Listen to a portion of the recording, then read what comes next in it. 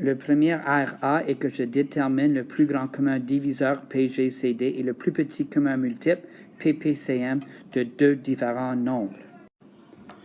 Un exemple de comment on peut trouver le plus grand commun diviseur, on va utiliser les nombres 16 et 24. Quand les nombres sont petits comme 16 et 24, et on connaît les facteurs, on peut faire ceci. 1 et 16, 2 et 8, et 4. On utilise seulement un 4 parce que 4 fois 4 me donne 16. Quand ça vient à 24, il y a 1 et 24. Il y a 2 et 12. 3 et 8. 4 et 6.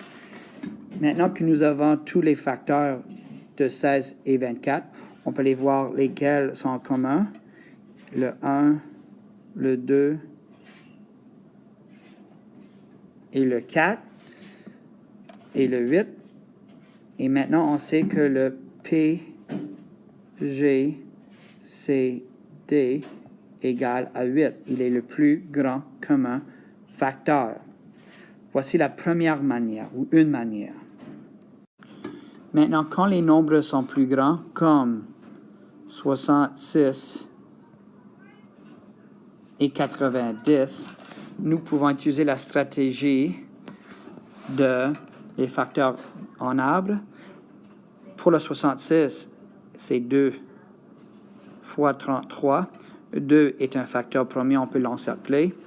33 se fait en 3 et 11, qui aussi sont des nombres facteurs. Pour 90, nous avons 2 et 45. 2 encore est un nombre premier, ou un facteur premier. 45, c'est 5 fois 9. 5 est un facteur premier. 9 se rend à 3 fois 3, qui aussi sont des facteurs premiers. Maintenant, on peut utiliser cette stratégie où sur le premier cercle représente 66, le deuxième cercle représente 90. Les facteurs en commun sont 2 et 3. Pour le 66, il y a aussi le 11 qui n'est pas en commun.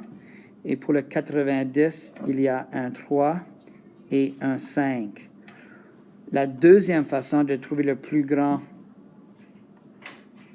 commun diviseur est de multiplier les facteurs en commun. D'abord, 2 fois 3, qui nous donne 6. D'avoir le plus grand commun diviseur de 66 et 90 est de 6. Maintenant, pour trouver le PPCM, ou le plus petit commun multiple de deux nombres, on doit cette fois-ci multiplier les nombres qu'ils nous donnent. D'abord, si nous avons 8 et 12, 8 fois 1 est 8, 8 fois 2 est 16, 8 fois 3 est 24. Pour le 12, 12 fois 1 est 12, et 12 fois 2 est 24. On peut arrêter ici quand on trouve le plus petit commun multiple. D'abord, le plus petit commun multiple de 8 et 12 égale à 24.